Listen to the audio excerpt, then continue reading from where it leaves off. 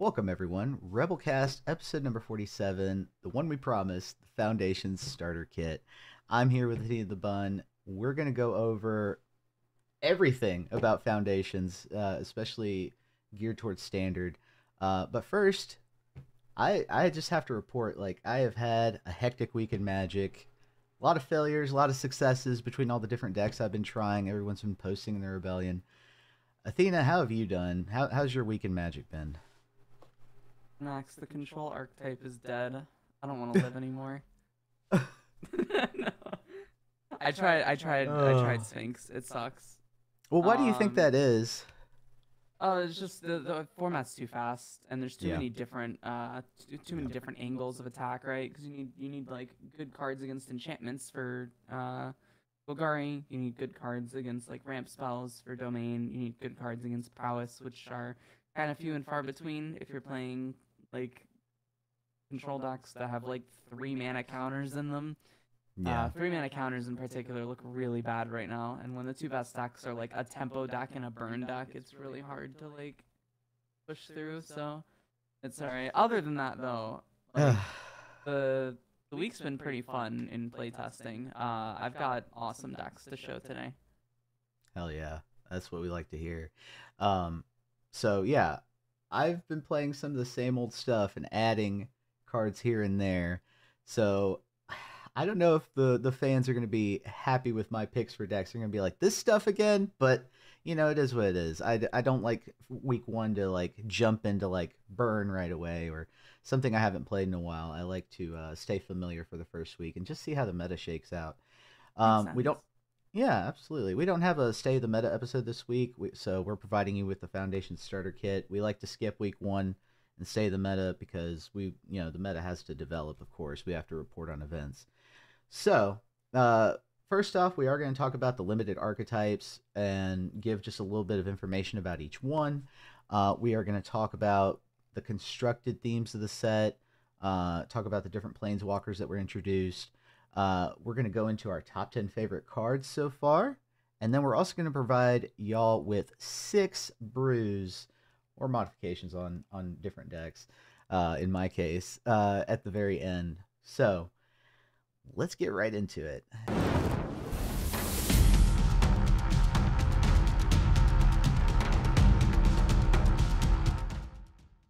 And we'll start with limited. There's so much information. So I'm just really going to talk about the signpost uncommons. I'm going to talk about I'm going to list the rares that you might go after if you're going after these archetypes, and just what is the archetype about. So first, I'll start by talking about Azorius. I have to say, it's very clear what each archetype does. Like, they do what they typically do in a given set, right? What you imagine them doing. They really went back to basics here. So Azorius, flying. Skies type of deck. The signpost uncommon for this is Empyrean Eagle. And, it's just an Anthem effect. Bird Spirit, 2/3 flyer. There's so many cards in the 3-drop slot that die to cut down. That's a separate sort of comment. But I think that decreases some of the value of some of this stuff. But in limited, I think Skies, relatively weak archetype, just because it doesn't have a ton of things to really add to it. You're not getting too many payoffs. There's a focus on a lot of angels in the set. Obviously, they're flyers. There's some cards that let you go wide with fairies. But if you're rare hunting, if you're trying to build the angel deck for some reason, Giada, Font of Hope, got a reprint. Valkyrie's Call is there to make all your creatures angels. And Kaikar Zephyr Awakener is, I would say, the signpost rare for this archetype. Dimir, all about the graveyard. Signpost uncommon here is Dreadwing Scavenger. So you're going to be doing a ton of self-mill, payoffs for having things in your graveyard, possibly reanimating some things. Threshold is a mechanic that came back. Flashback is also relevant here as well. It's also relevant to Izzet, but Dimir has a little bit of that as well.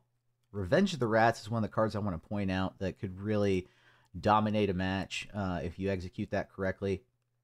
If you're rare hunting here, look for Abyssal Harvester. Kiora could even be considered here.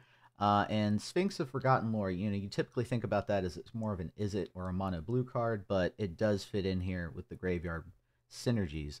Rakdos does Rakdos things. What can I say? Raid is going to be the major mechanic here. You just want to be aggressive with this deck. It wants to attack every turn with something.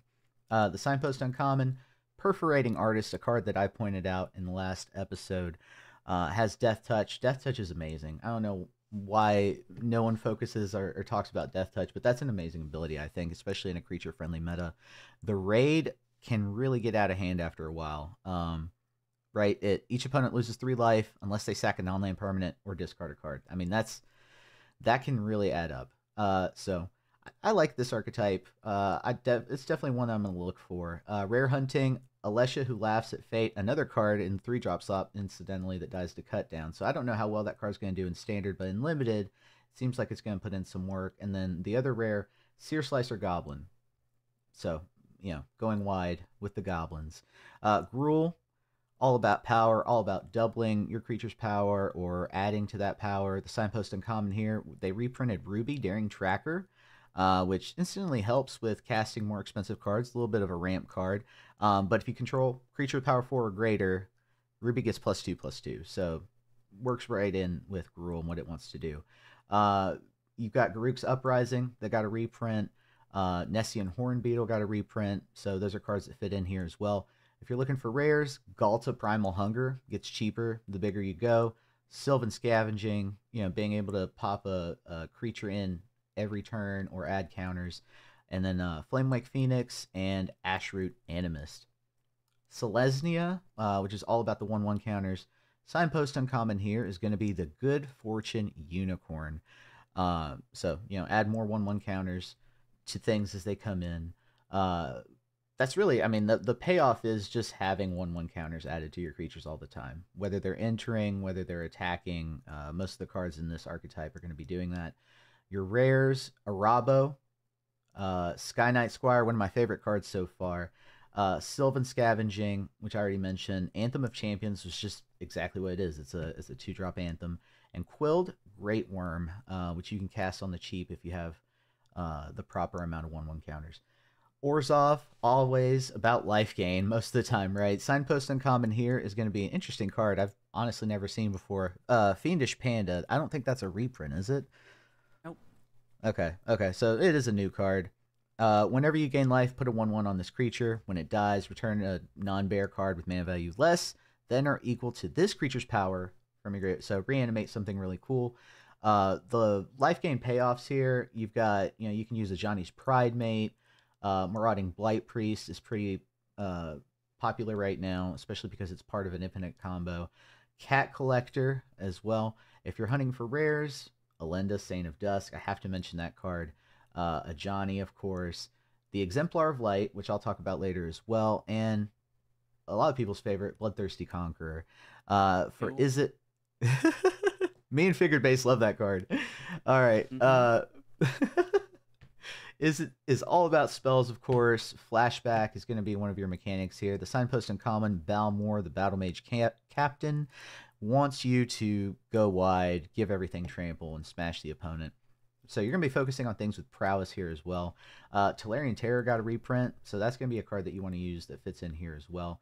Burn spells, lots of burn spells that you can use. Rare Hunting, I think it's too expensive for Limited. But if you're wanting to extend this into a standard deck, 1,000-Year Storm got a reprint. Draycatcher, of course, is on everybody's radar at the moment. And Sphinx of Forgotten Lore for giving, things flashback, essentially. Golgari is all about Morbid. I'm not sure how successful this archetype is going to be. The Signpost Uncommon is Wardens of the Cycle. So Morbid, creature died this turn, you get something. And the payoffs, in my opinion, are a little weak, so I don't know about this archetype. But sacrifice effects fit in well here if you can get even more payoffs for sacrifice. Vengeful Blood Witch is a card that works here. Neiltooth Pack and Cackling Prowler. The rares, if you're hunting rares for this archetype, Abyssal Harvester, one of my favorite cards, Spinner of Souls, and High Society Hunter as well. We got 2 more to go. Boros, all about aggro, much like Rakdos. Except this one's just a bit more direct. The Signpost Uncommon here would be Heroic Reinforcements, creating, going wide with your soldiers, boosting them. You really want to curve out with this, go wide, and then eventually do tons of damage with the creatures that survive the battle. Sky Knight Squire, Seer Slicer Goblin are two cards I would point to for this as well, among the rares. Finally, Simic with Ramp. Man, last time I can't remember the last time Simic was good in standard or limited, honestly. But the signpost uncommon here is pretty wild. I do like this signpost uncommon. Tatyova, the Benthic Druid, has a landfall trigger that you gain 1 life and draw a card. Drawing cards is amazing, and I'm always going to gravitate towards that when I see it. So landfall triggers, being able to play multiple lands per turn in some cases, those are going to be your mechanics here. Your payoffs, you get payoffs with Elfsworn Giant, Grappling Kraken, and the equipment Adventuring Gear. Rares, I would look towards Loot, Exuberant Explorer, and Mossborn Hydra. So yeah, just a few notes. Each color pair does what you would expect. They really went back to basics here. And Athena, have you gotten a chance to play any limited with Foundations yet? I have not. I've been focusing entirely on constructed because we have like, I don't know. I want to try to get a head start with everything with Atlanta coming up. So Yeah. I mean, I don't blame you at all. I've also been pretty focused. The one draft I did, I tried to go for Rakdos, and I didn't get as many of the cards that I wanted. But I'm gonna try to get good at limited. That's been one of my goals for a while. I've heard that this is a fun draft environment from everyone who's played it in paper and on Arena. So I am looking forward to getting some practice in. But those are my notes for limited. I'm going to turn it over to Athena, who's going to talk to you about some of the constructed themes from this set. So this set is, as per the whole theme of this set, it's very back to basics, right? They have a very broad spectrum of different cards and themes for each color. They have both monocolor and multicolor themes. You get to really see a lot of like what these colors are supposed to be able to do. You have 5 planeswalkers in this set. That's like an entirely new thing for standard lately, since they've been going to 1 planeswalker per set. This is a pretty nice change of pace, especially because with the set being in standard for 5 years, each of these are kind of baseline effects for what you'd want for like planeswalkers in these colors. White has a Johnny, which is all about like the 1/1 counters and like buffing your guys with double strike. Blue has Kaido, which is all about like having evasive creatures and looting. Liliana Dreadhorde General, amazing card by the way. Like generates tokens, cares about sacrificing things and things dying, gives you card advantage. Red has Chandra. It's like a giant 7-mana planeswalker that just takes over the game. And then green has Vivian, which is a very solid planeswalker for 5 mana. Honestly, I've been impressed with the card. As for like the back to basics thing, I mean, a lot of the big theme is this is like white is all tokens, right? Even the cat's theme is a bunch of tokens. Since each color also has like a creature type it's trying to associate with, right? So like white has cats and it has tokens. Blue has Merfolk and it's all about like control / tempo, a lot of like flash speed stuff. Black is all about like mid-range and reanimator, and they have like zombies as kind of like a small creature theme. Red has wizards, it's very burn focused, very classic red. And then green has elves, and the whole green thing for this is supposed to be ramping. So yeah, very, very awesome like set of base cards to have for the next 5 years.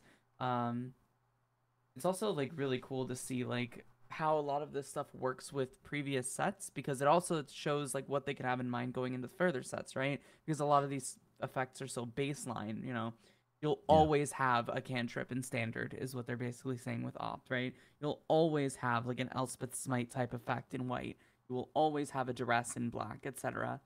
So it's just really cool to see them like now they can dedicate these like sort of limited themed slots almost to these sets, and then keep them out of the regular sets that they make, rather than seeing negate once a year and duress every other set.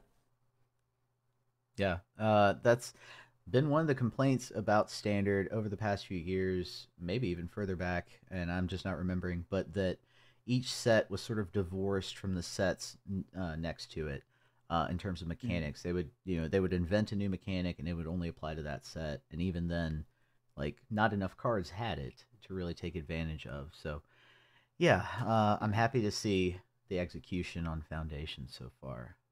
Mm-hmm. Yeah, me too. Speaking of how we feel about this set so far, we're gonna jump right into our top 10 favorite cards from the set. So, Max, you go ahead and start us off. Do this however you want to do the order, but give us your top 10 cards from this Yeah, set. yeah. So I have to say, no particular order here in terms of like which. There's a few that I like a lot more in here, but they're not number one necessarily. So I'm just going to talk about the first one here, Dryad Militant. This card is going to see a ton of sideboard play, especially because it knocks out one of the uh, archetypes, Oculus, um, and really it hits the flashback archetype pretty well also. But really just dissolving some of the graveyard mechanics in terms of instants and sorceries going in. So I've already gotten my sideboard for Boros Convoke.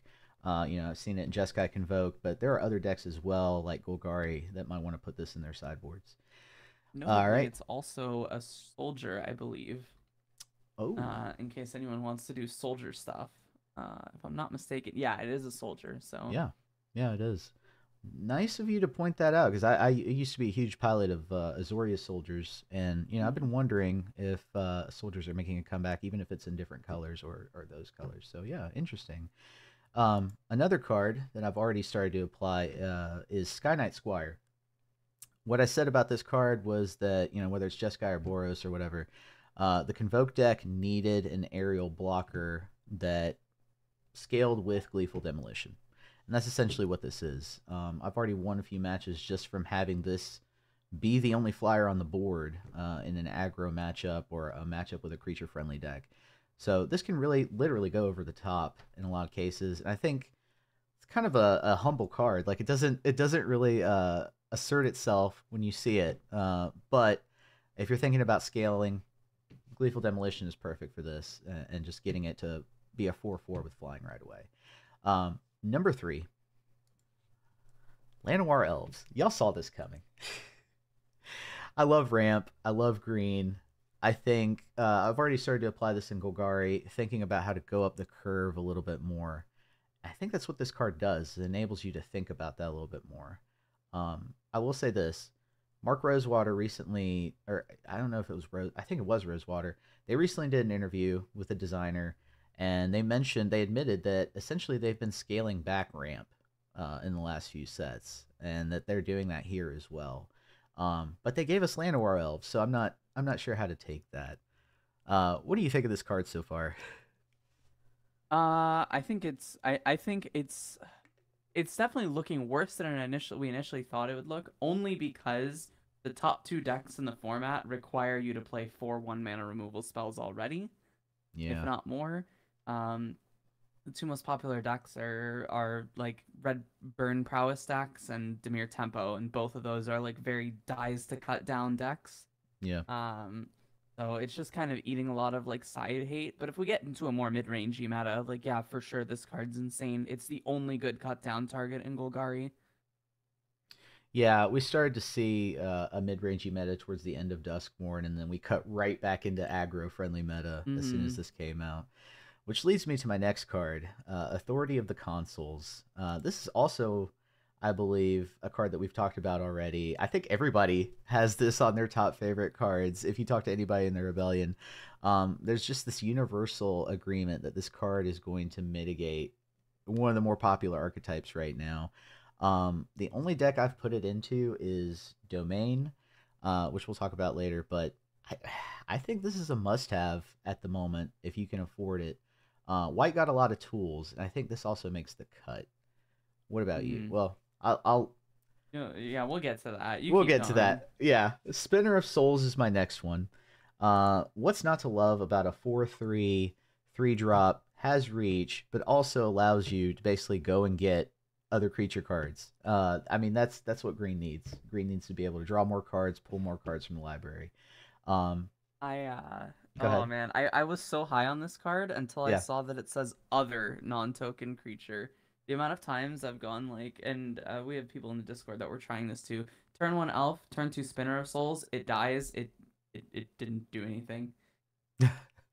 So it needs a better home than just mono green, but I could definitely see it. The fact that it has 4 power is very, very good. So like that really helps.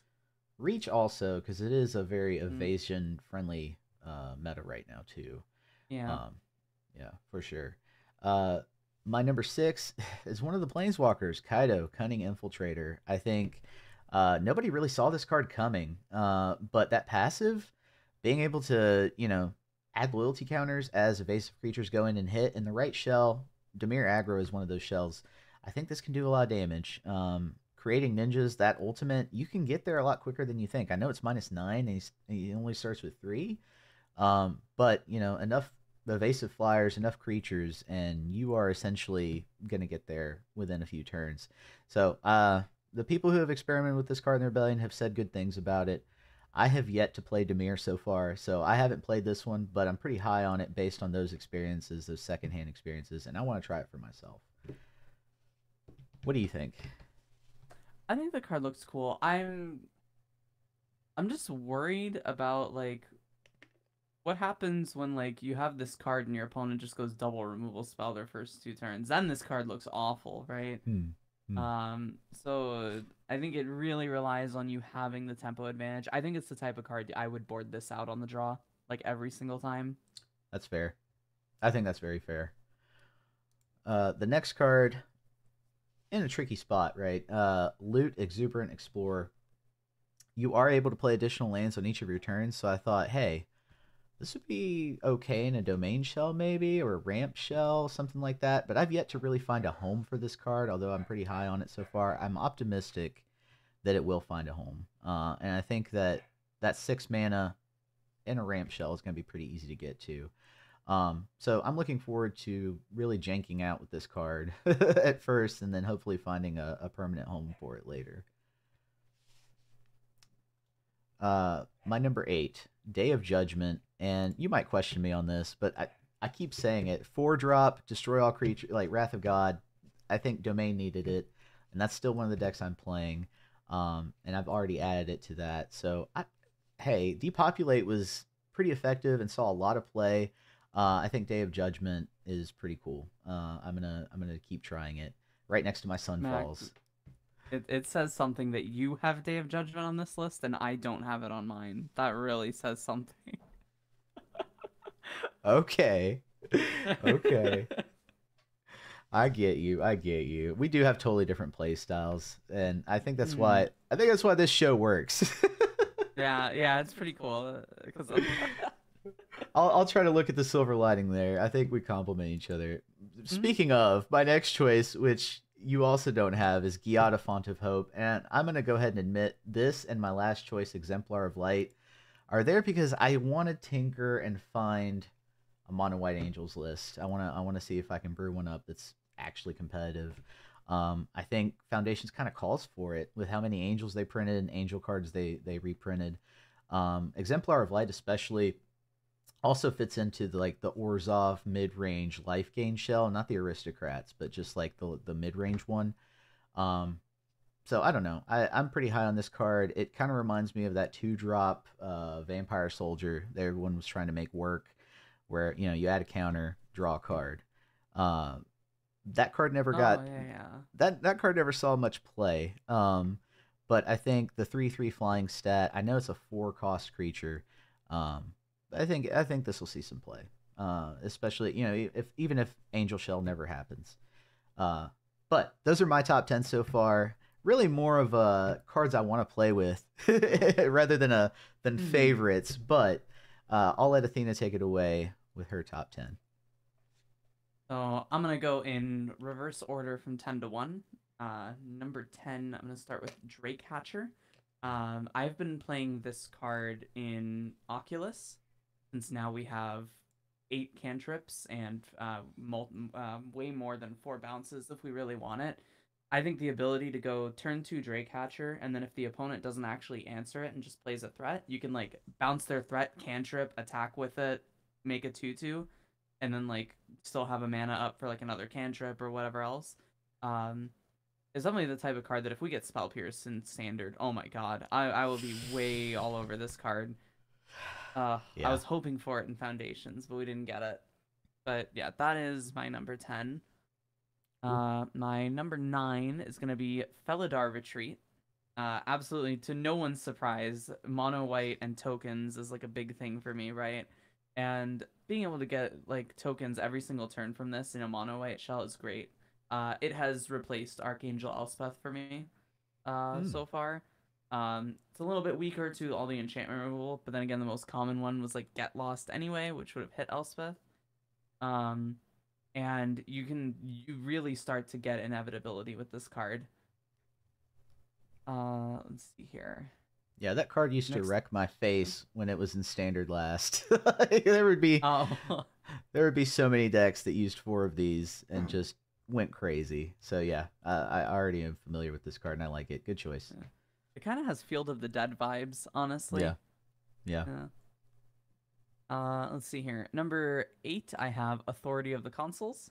Much like you already mentioned, it's a great white sideboard card. Works really well against Burn, against Prowess, against Convoke. I've enjoyed it against Mirror aggro if I'm playing like an aggro mirror. Mm. Um, just to gain that extra bit of life. It kind of reminds me of like how soldiers used to run Lunarch Veteran. Just to get all the extra life to like bypass like races and stuff. This card wins races, and I mean you could even if you have some kind of white weenie deck in the format, you can bring this in against mid range to make their blockers suck for a turn. That used to be like the old way to play this card. Okay. Yeah, so super high on this card. Also, notably, turns off Urabrask's Forge entirely. It turns Urabrask's Forge into you gain 1 life every turn.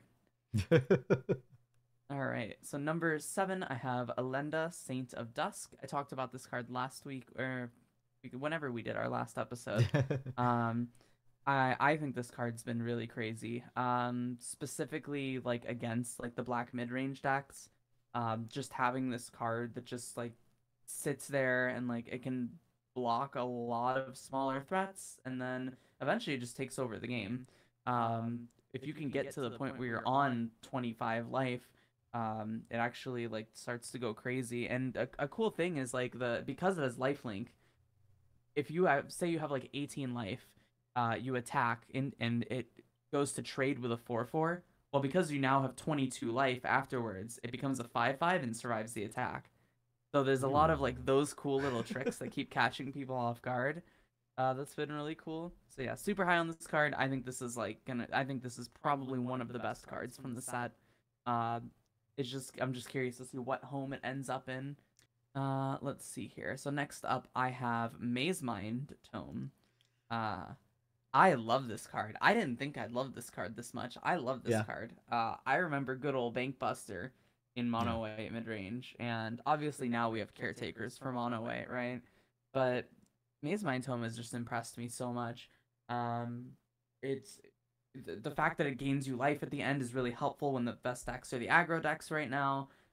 You don't have to spend 2 mana on it each time. You can just keep scrying to fix your land drops every turn. It comes down on 2 as a draw engine instead of 3, so you can still like interact on 3 or play your threat on 3 or whatever. So yeah, super high on this card. Have you played with this card at all? Yes, it makes me very nostalgic for the time when it was in standard. I think this was in the same standard that Yorion was in. So you could Mm-hmm. really with an 80 card deck, this card really helped to get you what you needed, and it was key for that archetype specifically. But I mean, it was just a good card in general. And I remember back in the day, CGB used to say it was the best card in Magic when it was live in Standard. I don't know, that might have been Uh, oversimplification, but I mean, it was a really good card. It was before Bankbuster too, so yeah, mm-hmm. yeah.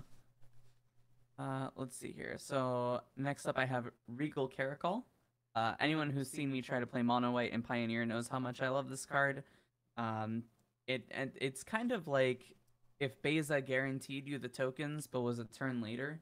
Um, and if you play other cat stuff, it just goes crazy, like stuff like Felidar Retreat, right? So it's been super fun to play around with this card again. It used to be a huge like control sideboard staple before Beza came in. I think after Beza rotates, it will continue being a control sideboard staple. Yeah. Mhm. Um, yeah, solid card, love it. Um, Next up, number 4 is Opt, Ooh. and I almost wanted to put this card higher because Yeah. I just think I think standard always should have 8 cantrips in it because the amount of decks that you can feed with 8 cantrips that are just so cool and fun, is just awesome. You know, it enables Drake Hatcher shenanigans. It lets you play stuff like Third Path Iconoclast. It lets you play like your prowess decks that are a little bit better. It's 8 cantrips for Oculus decks if they want to go that route.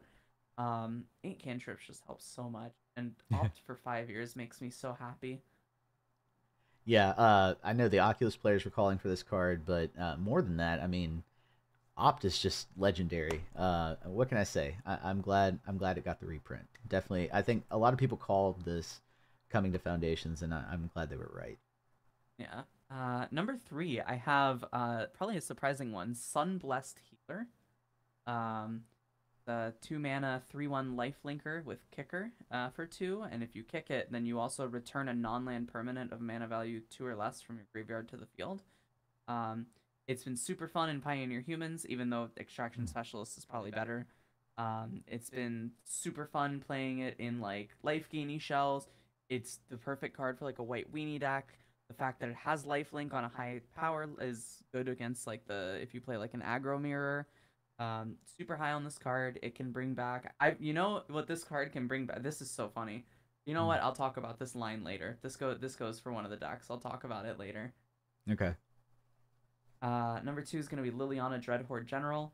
I remember playing this card back in War of the Spark Standard. Right, I started in Theros Beyond Death, so it was still available for a while. This card is so much fun. Just honestly, I'll just leave this here. If you have a Fountain Port and you sacrifice a creature with your Dreadhorde General in the field, you draw 2 cards. Oof. I'll just leave that there. Your Fountain Oof. Port first mode becomes Divination. So this is a case of a card. I was worried when I saw that the spoiler for this that power creep would make this card more, more irrelevant actually, but it actually fits in with what's going on in standard. So yeah, I dig this card too. Good choice. Good choice. Yeah. I think you should. I think everyone that plays like a black mid-range deck should have a 1 of this in their sideboard. This just breaks the back of mid-range mirrors harder than any card I've seen. And then number 1 gonna be Raise the Past. Let's go. So, 1, I just want to say I'm so glad Amalia is not in Pioneer anymore because of this card. Oh my god, I would hurt somebody. But this card is awesome. Just being able to bring back all of your 1 and 2 drops, especially when you have those with synergizing effects, like if you have like an Enduring Innocence or if you have something like that, it really starts to go crazy. And especially if you have ways to feed the graveyard, it gets better, right? So you can play these like white weenie decks, and now suddenly like, well, your mid-range matchup looks a lot better when you can just 4 mana pop 4 things on the board, right? So I'm super excited for this card to be in for 5 years. I hope there's a white aggro deck that's meta and standard for me to play with this. Yeah, you said it best. Raise the Past. I'm surprised not seeing like 4 copies of this card in all the white Orzhov white adjacent decks, honestly, that play weenies. But yeah, yeah, very cool, very cool. So those are our top 10s. Go check them out. I'll put them up in post. You can see what they do. I honestly, I think after this first week, we'll get a better sense of where these fit in. But some of mine, I'm hopeful there's going to be an Angels deck. I don't know if there will be or not, but I still think that white's probably, in my estimation, the strongest color for this set. Like it came out on top in terms of the color race. What do you think? I think blue is really sneaky good Really? right now. Like, but on a tempo side, right? I mean, we got things like we got Drake Hatcher, we got Opt, we got Brineborn Cutthroat. Like there's a lot of really good like blue cards from the set. I mean, even for things going in the future, right? Think Twice being in for 5 years is pretty good for any kind of control deck. So yeah, I think white and then probably blue and then red would be like my guess for like. Yeah, red got a boost. Yeah.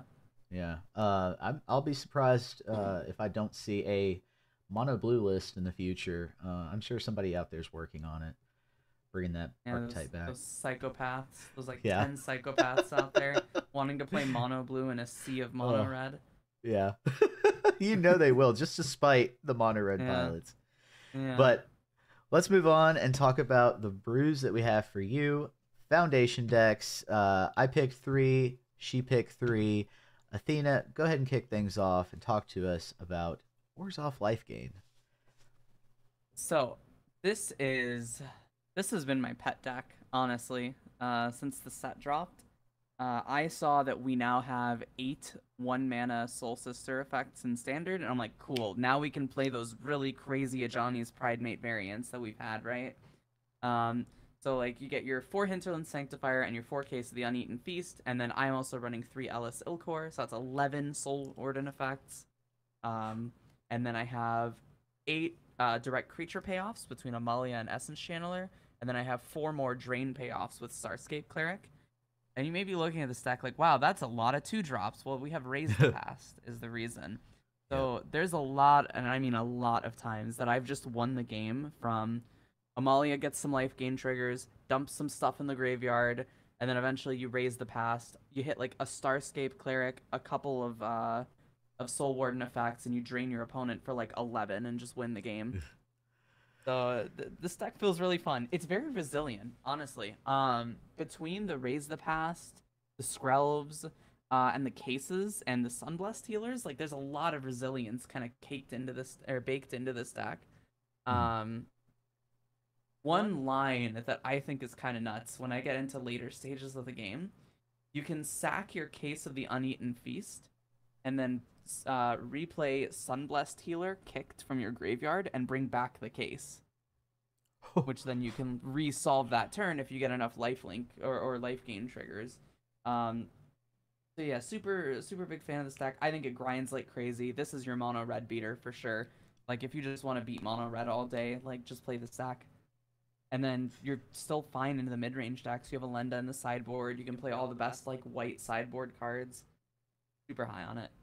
What do you think, Yeah. Max? I know you like your life gain decks, so Enduring Innocence is the perfect shelf for it. And oh my gosh, I see your sideboard here, and yeah, white is stacked, and when you pair it with black, black has some of the best like disruption removal. You know, you got Anoint with Affliction, the Duress. I love running Duress. I've been mainboarding Duress in a lot of my black base decks, but oh yeah. yeah, that's definitely a must-have. And then I see you have Knight of Dust Shadow in there as well. Just to kind of like, is that to mitigate the mirror? Yeah, well, so like Ash Lizzle posted this like Orzhov or something Angels deck that has like the Bloodthirsty Conqueror Tenacity combo. Ooh, yeah. It's just to beat that, really. I don't feel like I even really need it that much, but it really is just to beat that deck because that deck has been pretty popular on the ladder. Yeah, you got to be aware of what's popular, and I think that is a good choice for mitigating that. So nice little strat. I like that. All right, Thank you. what have you got up next for us? So next up, I've got Mono White Cats. It's a little. I guess it's a little bit of a misnomer. It really is just a Mono White tokens deck. But I wanted to play as much of the cat synergy cards as possible because the biggest problem with this deck traditionally is your ability to close games against low decks. You're really normally relying on something like a level 3 Caretaker's Talent in order to close a game. Whereas with this, now you have the 4 Felidar Retreats, you have Arabos, you have Regal Caracols.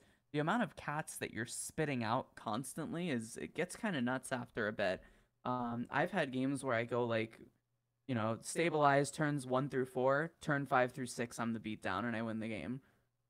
Right, so it's just so fast at flipping the switch from being the control deck to being the beatdown in a lot of matchups. And I mean, the mono white Caretaker Shell has already been one of the best decks in standard over the last set, right? Last set or two. So it's been really fun just tinkering with this and seeing where we can get it. I still love the mono red matchup, obviously.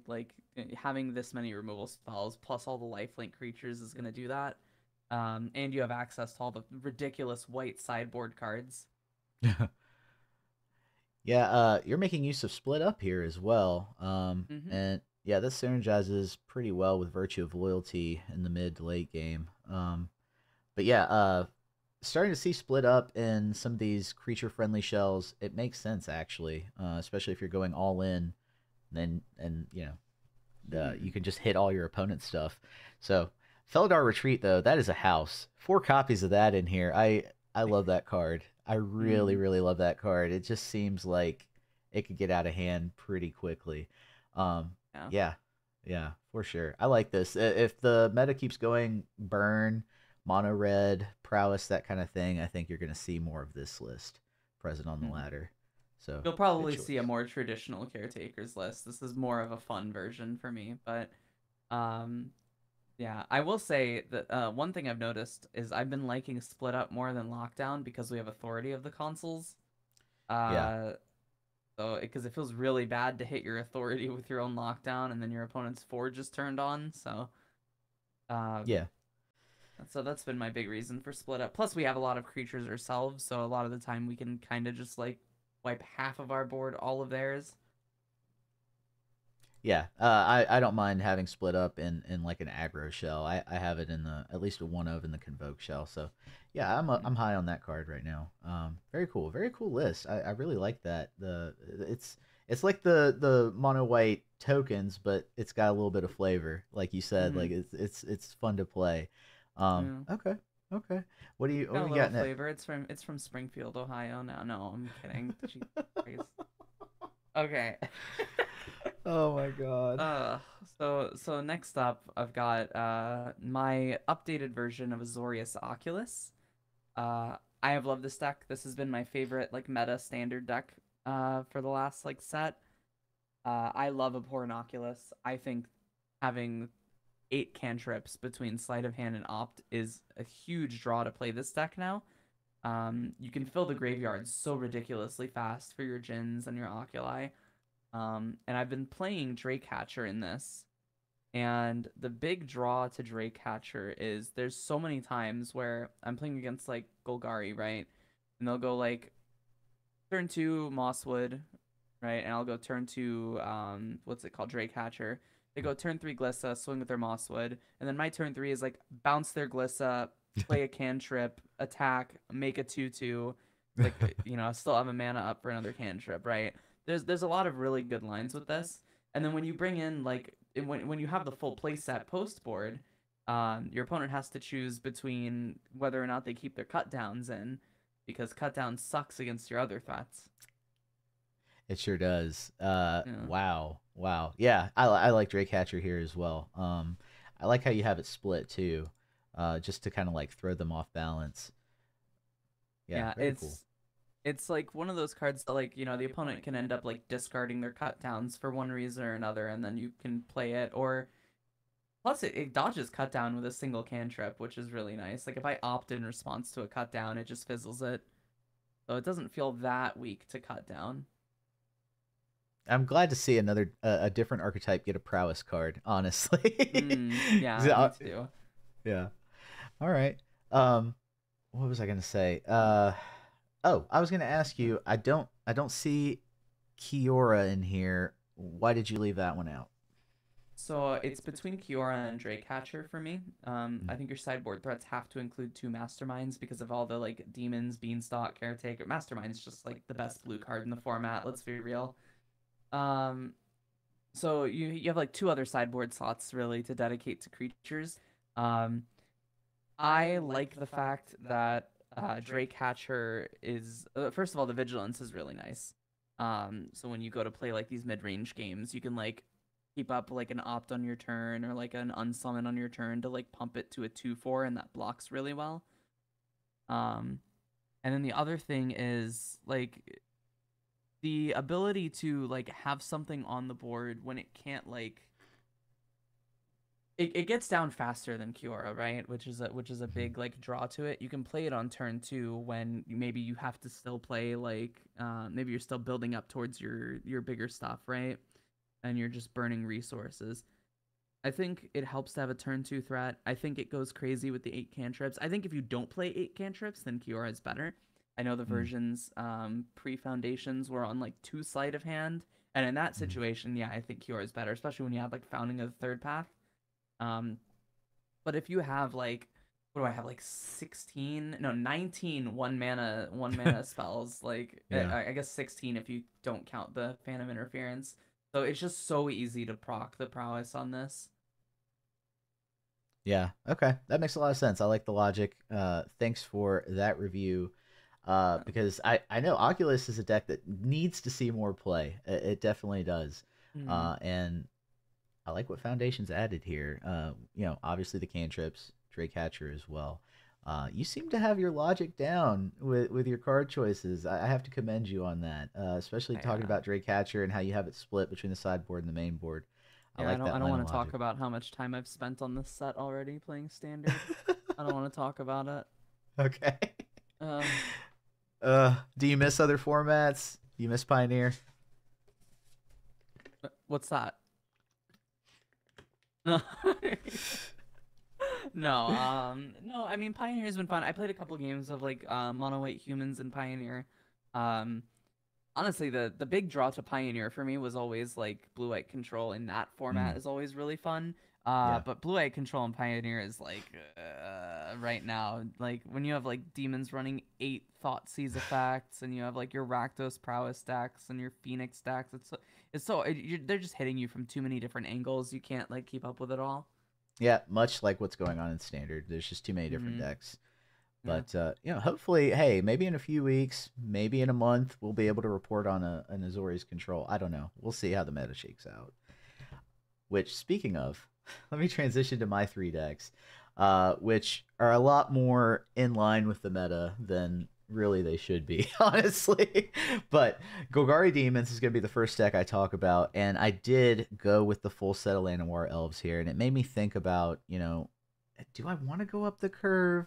Do I want the Liliana? I'm still experimenting here with, how high up the curve I want to go, what pieces I want to make sure I have.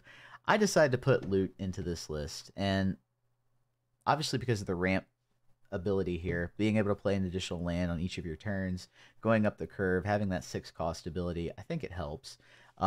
Definitely being able to find your demons. Definitely more often than not, I'm winning with Bloodletter and Unholy Annex. Just both being on the board. Honestly, that's and stacking the Unholy Annex ability. One thing I will say, I'm experimenting with 2 copies of Abyssal Harvester. I don't know that I'm on this card very highly. I may switch back over to the Archfiend of the Dross. I know some people have said, hey, Dross is kind of a liability if you can't shut things down. And we're still seeing a lot of, flying blockers in the meta. So that can be a problem. I am experimenting with Abyssal Harvester for that reason. But you get some interesting lines of play. Being able to remove something.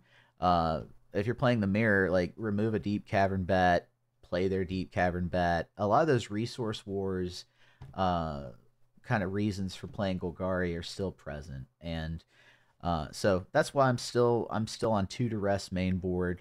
I'm still on a full set of Deep Cavern Bat. I haven't gotten off that card. Just because I think the resource wars are so important. Llanowar Elves also kind of enables you to play my top end card that I'm experimenting with, Nissa, just a little bit sooner. Still an enchantment friendly meta, so I think the -1 on Nissa is still very valuable. Being able to take over the board with the +1 and ultimately getting there with your ultimate. Even if you're playing like a Dimir or a Golgari Mirror where they're 1-for-1 removing every creature, something like a Nissa can help you go over the top. I do see the advantage of having Liliana Dreadhorde General, so I may shift over to that and I'll report back on that in subsequent weeks.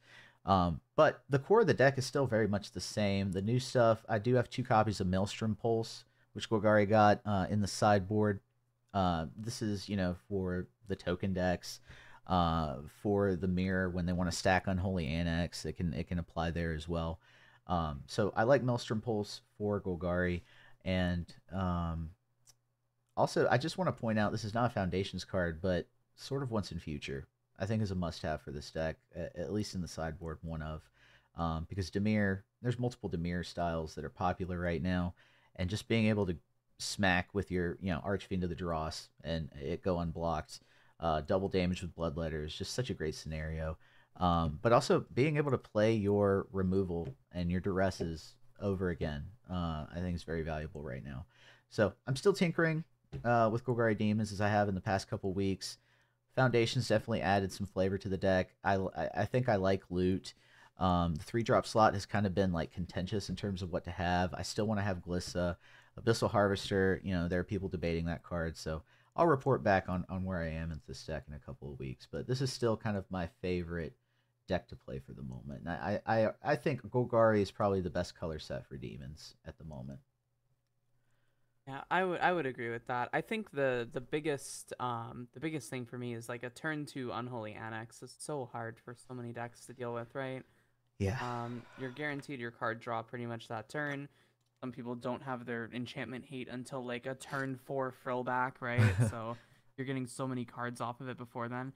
My question is, what do you think about Sentinel of the Nameless City against all these red decks, like the 3/4 vigilance that just keeps growing? I think that's a huge contender for that slot. If I go back to 4 Archfiend of the Dross, I may put a couple of Sentinels in there. I think the version of this deck that uses Caustic Bronco wants that card as well. But I'm off Caustic Bronco. It's I'm just too so much of a low on Bronco. Like yeah. I'm low on it when right now. half your meta is aggro, it's so hard to play Bronco. I will say this. I think Archfiend is better in Golgari demons than it is in Dimir.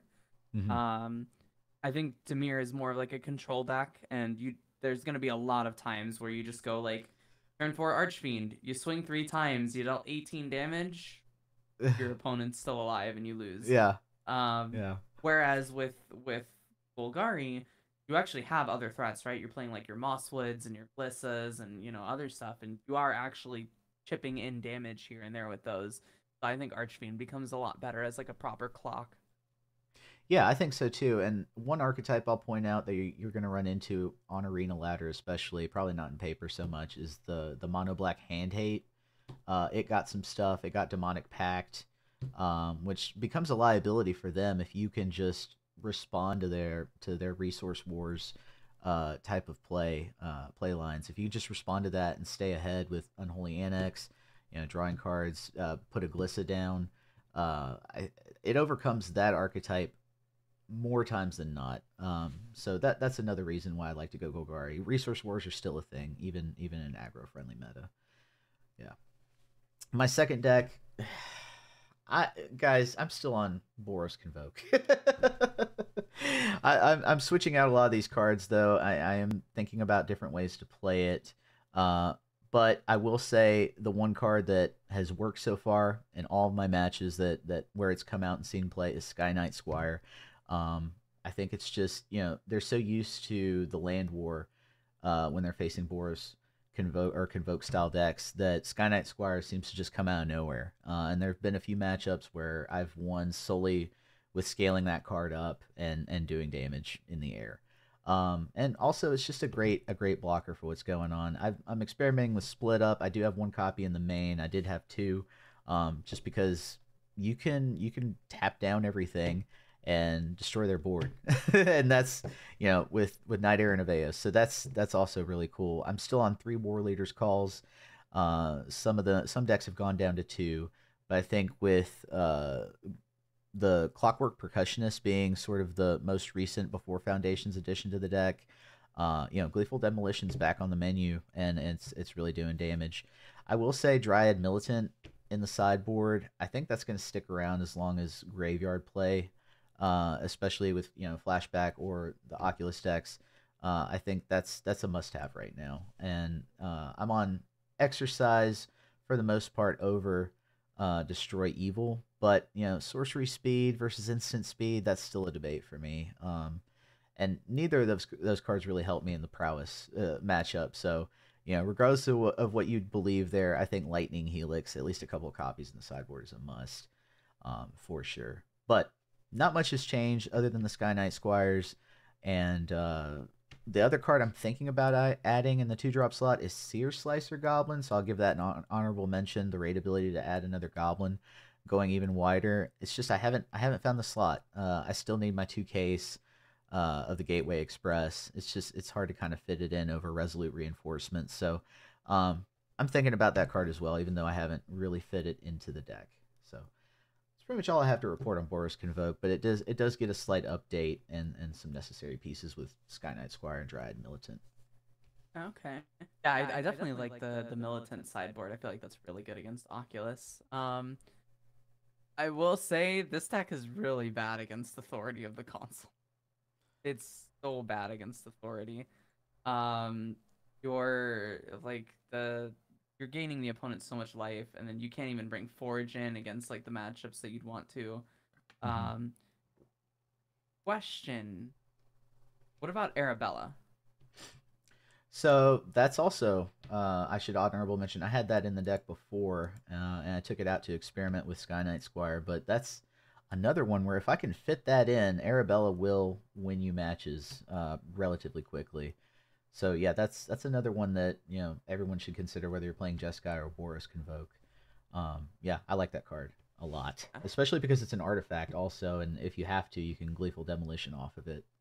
Hmm. Makes sense. Makes sense. So, final deck I'm going to talk about is Five Color Domain. This time I am Atraxaless. I've ditched the Atraxa.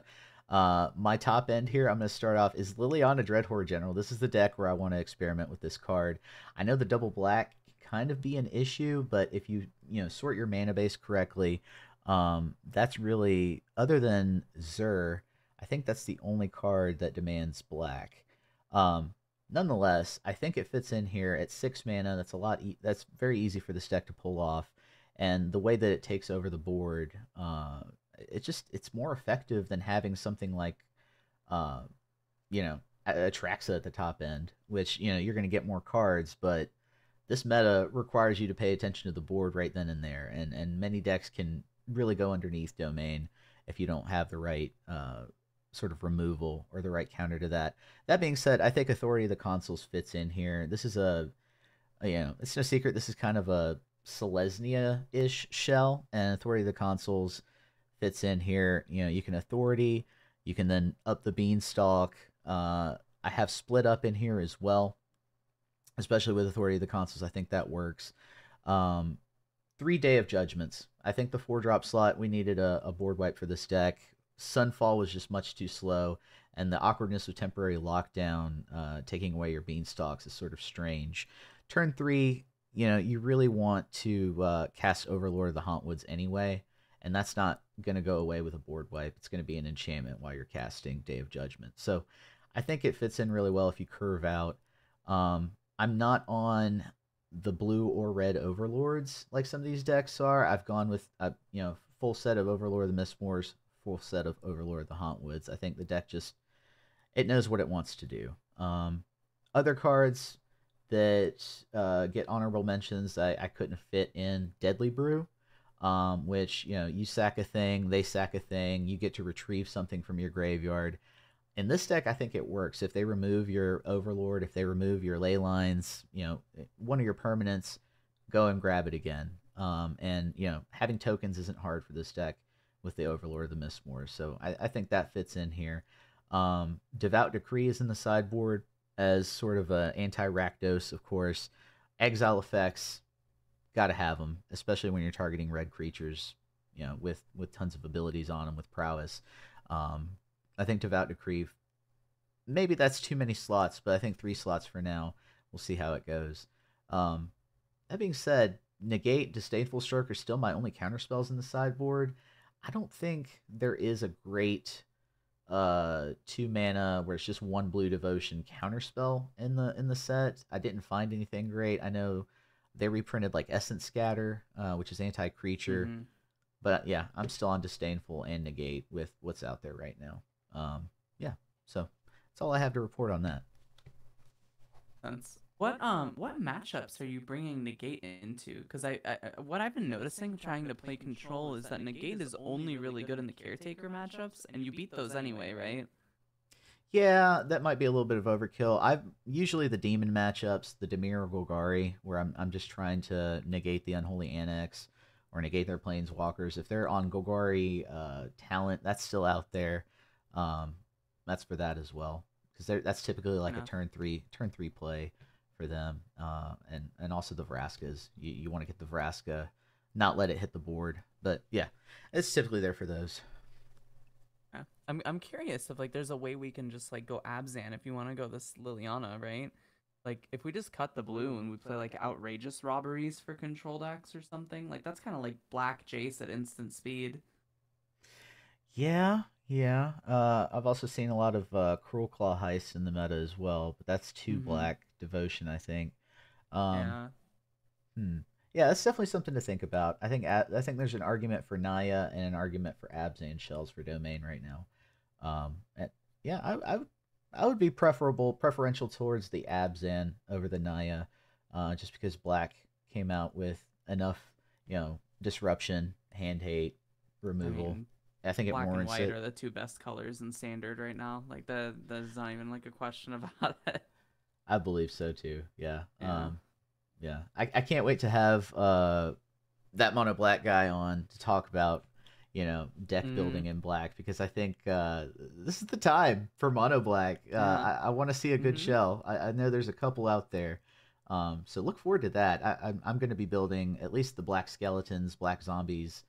And then of course, I mean, you can go multiple ways. Tiny Bones we haven't talked about Tiny Bones. The new Tiny Bones is a pretty good card also. But Hmm. we'll have time to speculate on future episodes. Those are my three decks that I'm going to be playing in the next couple of weeks, testing the meta, seeing how it settles, and adjusting accordingly. So let's move on to our final segment, looking ahead. And so here we just want to take a glance at what's coming to MTG, what sets are releasing, and how we think those are gonna. We can speculate on how we think those things are gonna affect play. Uh, for me, I just want to note that Standard is in our time of resurgence, and I'm very happy about that. It's no secret that's my favorite format. I think when Standard does well, the other formats tend to do well with the way that cards feed into those formats eventually. We've got the Standard RCQs coming up next year, and then of course the Standard Spotlight in Atlanta in January, which the Rebellion is gonna take a stand and make itself Mm-hmm. known there and see if we can fill out the top eight. That would be awesome. But that's what I'm excited about. The focus on Standard is going to be great, and I think for us especially, stay the meta. This show, we talk about Standard pretty freely here. It's one of our favorite formats. So when it does well, we'll do well. But Yep. anyway, what are you looking forward to? So with the announcement that we're gonna get 3 universes beyond standard sets a year, I'm excited for an influx of standard players. I think it's very hard to convince someone to play the game with a new set unless that set has a theme that really vibes with them. I know I started playing because my friends were like, "Hey, here's a Greek mythology set. Like, here you go with Theros Beyond Death," and that was how I started. So I think when you have things like Final Fantasy and I honestly am blanking on what else there's supposed to be coming. I know Spider Marvel Man, is like one of them. Oh, Spider Man. Spider-Man. Yeah, Yeah. I think if you have someone that's like a huge Spider-Man fan, they're way more likely to play the game if they see Spider-Man cards, right? Same with Final Fantasy, same with any of these other universes beyond that they do. Um, I'm a little wary about how many universes beyond we have, only because now we're having like 6 standard sets a year or something like that. yeah. Um, but I'm super hyped to see more players in standard. Yeah, I've made it known that my stance on Universes Beyond. I'm all for it. If it brings in new players, I think we should be happy about that. Yeah. I know that looking beyond Universes Beyond, I think they're going to supplement with some, I guess, what is it called? Not Universes Universes Beyond, within. within, right? I know we have Aether Drift coming on Valentine's Day. Hmm. We have Tarkir Dragonstorm coming in April. Um, I'm looking forward to those as well, especially Tarkir because I'm a huge dragon. That's what drew me Oh back into yeah. Magic after I had quit for several years. Was the Tarkir sets, cons, and yeah, and dragons. So I'm excited. I also hope because three color decks were pretty prominent in those sets. I'm hoping that we get a return to three color decks being prominent again. We're kind of in a dual color meta right now, if I must say. So uh, I'm just looking forward to a little bit of a shakeup. And with Foundations, I think that's going to supplement whatever that is. So yeah, let's Good go. news with good news with six standard sets per year is that you cannot say standard's gonna be stale at any point.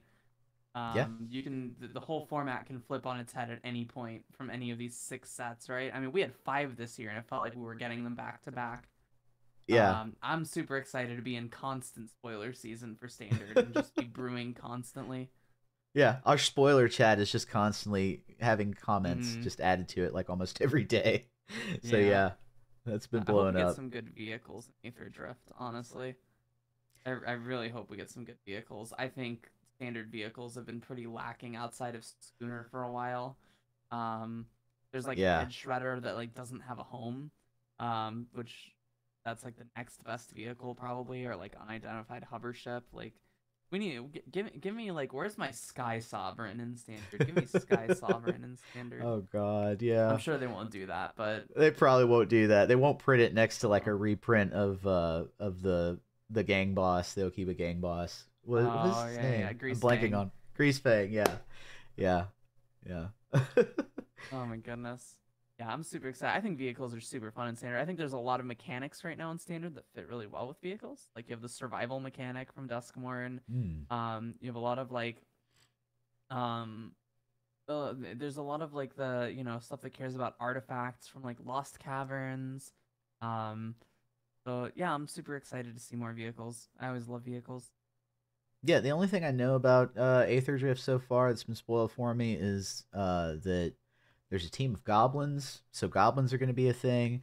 And story Yeah. wise, I know they're going to print a Chandra Planeswalker because I think the prize for the Aether Drift set is the Aether Spark, and Chandra is hoping to restore, restore her Yes. lover's spark. Yeah. Yeah. So Okay. Huh. yeah, Yeah, I so haven't kept that's up with the lore since I haven't kept up with the lore since probably Lost Caverns. I need to get back into it. yeah, the lore's been wacky.